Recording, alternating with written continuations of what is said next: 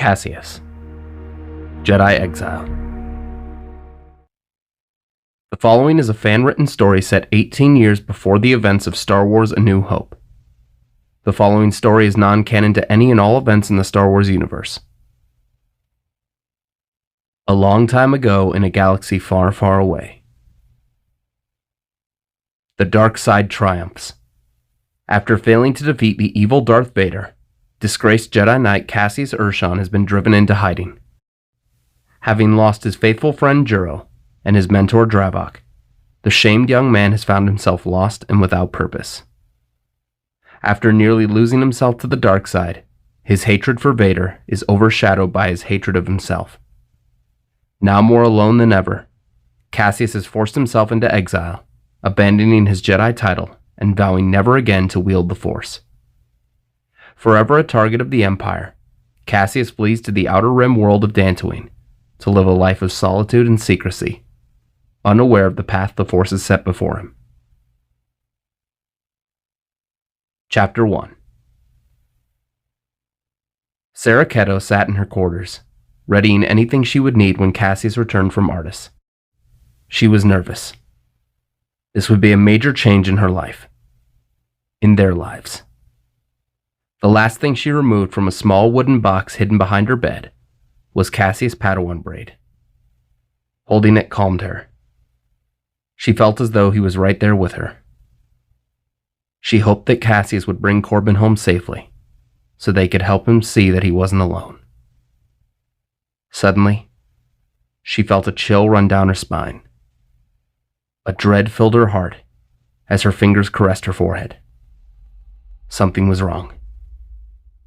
From outside her room, she heard something. Footsteps. Sarah didn't know why, but she sensed danger.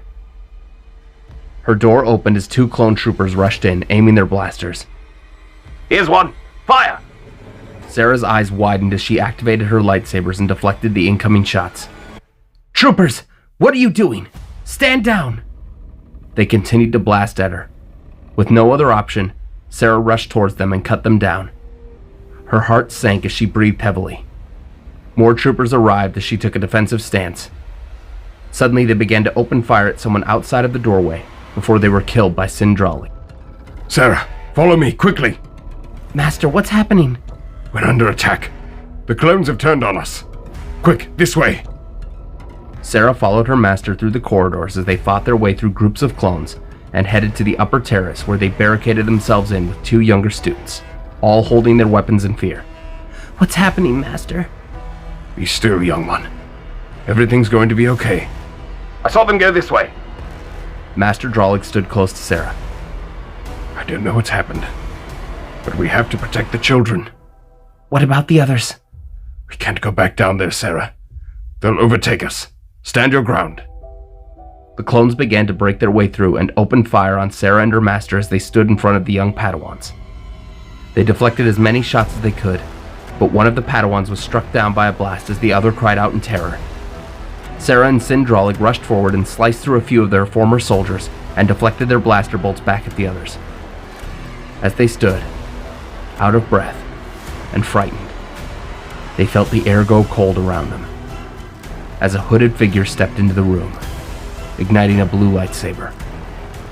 Sarah, stay strong.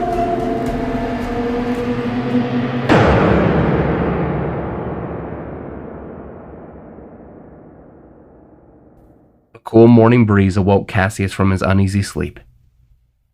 Opening his eyes, he stood and adjusted his back. The past 6 nights had been spent under trees or on the grass with only his bag for a pillow and his master's cloak for a blanket.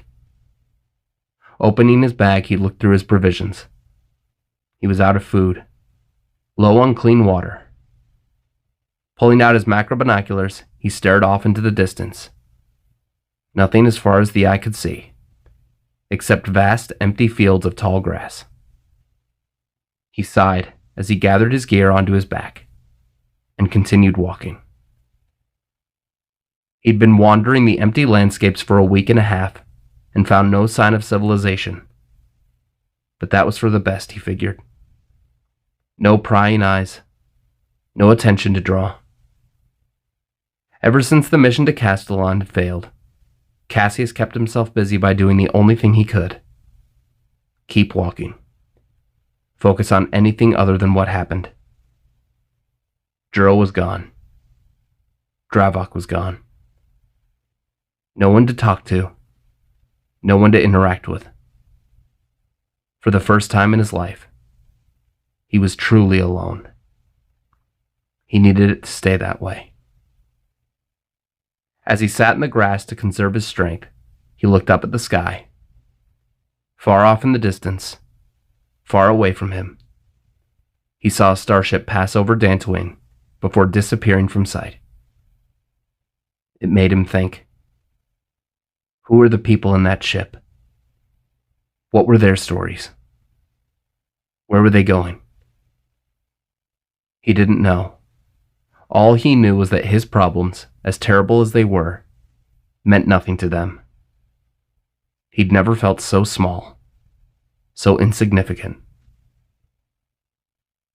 Nightfall came, and Caseus sat in a small clearing between two trees, a small fire his only light save for the moon over his head. He gazed into the flames. They reminded him of the last time he saw the Jedi Temple back on Coruscant. His home. The only home he'd ever known. He was so close to having a peaceful existence away from everything with the woman he loved. Thinking about it now only brought pain to his heart. Closing his eyes, Caseus sat in silence. Master, are you there? The only noises he heard were the chirping of insects, the soft gusts of wind, and the crackling of the fire. He hadn't heard his master's voice since before their mission, not even in his sleep. In fact, he hadn't experienced dreams or nightmares of any sort.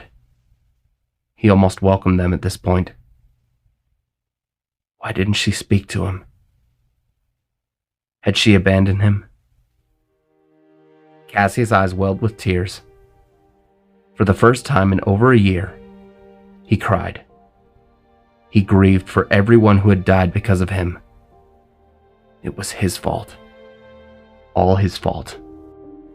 He draped his master's cloak around him and held it tightly as a child would hold his mother. It was the closest thing he had to having his master by his side. And it was a poor substitute. Slowly, he closed his eyes and drifted off into an uneasy slumber. The next day, Caseus continued his trekking across Dantooine. His stomach pained him. He hadn't eaten in days, and his throat was parched, sipping only what he could afford to drink from his water canister. Looking through his macro binoculars, he scanned the horizon and saw something. It looked like a house, with a barn of some type beside it. Caseus looked at his bag and back to the distant farm. Maybe he could find something edible in the trash if he was lucky. He couldn't let anyone see him. Any sight of him could bring the Empire there within hours. He made his choice and started walking over. By the time he was inside of the farm, he could see wooden signs posted around the property line. No trespassing. Caseus considered turning back, but he wouldn't last much longer without sustenance of some kind. He inched closer, keeping an eye out for the owner. Nowhere to be seen.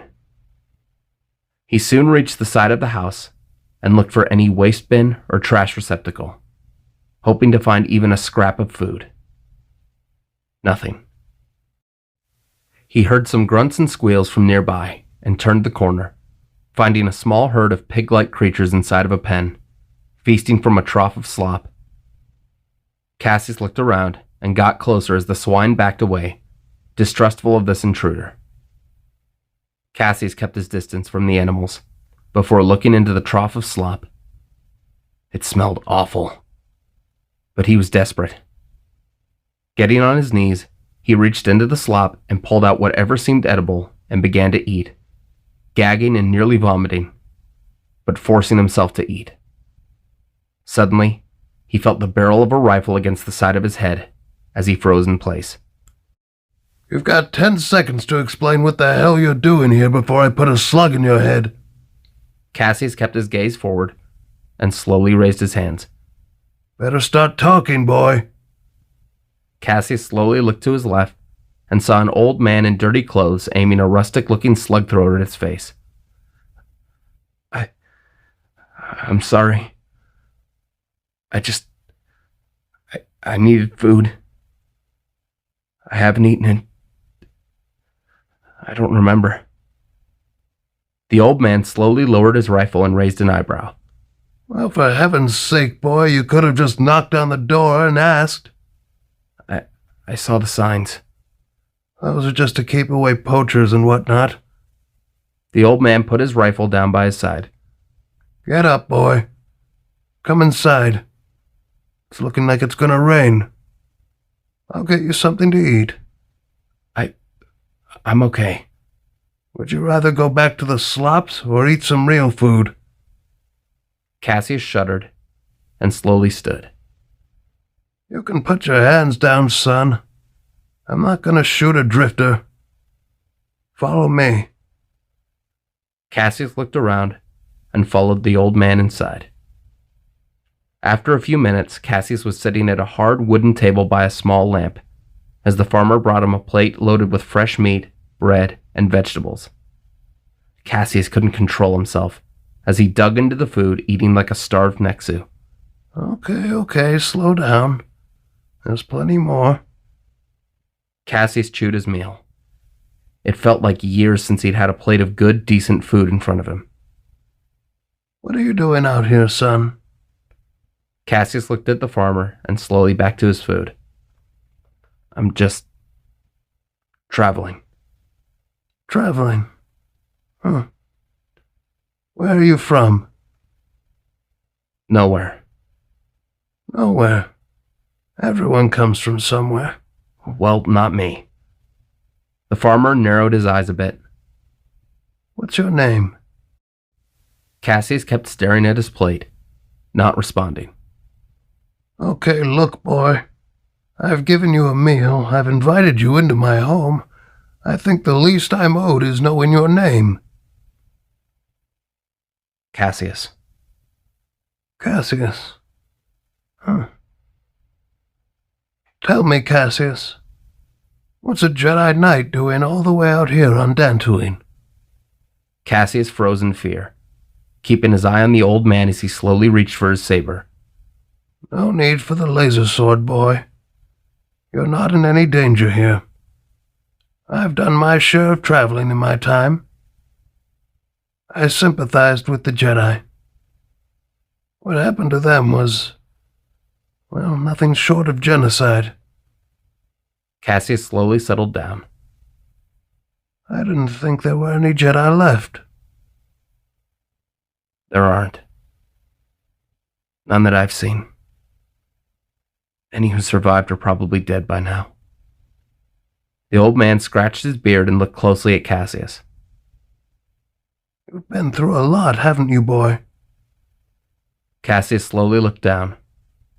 The pain he felt showed all over him. He was a mess. Unwashed, wearing filthy clothes, and his hair was disheveled and dirty. Then he stood and pushed the plate away. I appreciate the food. I have to go. Well, now, hold on. Caseus, right? Now it looks to me like you haven't had a good night's sleep in days. The rain won't be stopping until tomorrow. If you'd like, you're more than welcome to stay here until you're back on your feet. I can't stay. I've put you in danger just by being here. From who? The Empire? They rarely make their way out here. They've got no interest in this backwater planet. Nothing here but farmers and merchants. Look, son, I don't know where you think you're going, but this may be the only friendly home you come across for a while. And if an old moof milker like me could tell that you're a Jedi, you'll be spotted in no time by the time you reach town. Cassius closed his eyes and sighed. What do you want from me, old man? Well, first off, just call me Sabo. Second, as you so astutely put, I am old. And I'm willing to make you an offer. I'm having trouble running my farm since my last couple farmhands left last season. With harvest coming up, I could use a strapping lad like you to help me out with a few things. If you do, I'll give you a bed to sleep in, a roof over your head, and I guarantee you won't have to worry about food. Cassius thought it over. Sabo was right. He hadn't slept well in weeks, and the offer was tempting. But he couldn't risk staying in one spot for too long. Look, give it a week. 1 week. If by the week's end you want to continue your travels, I'll send you off with food and a few credits for your help. But you need to understand something. The galaxy isn't safe for your kind anymore. I can't stop you from leaving, but I hope you consider my offer.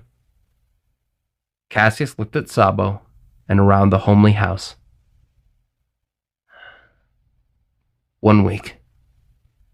Then I have to go. 1 week it is. There's a guest bedroom upstairs with a shower.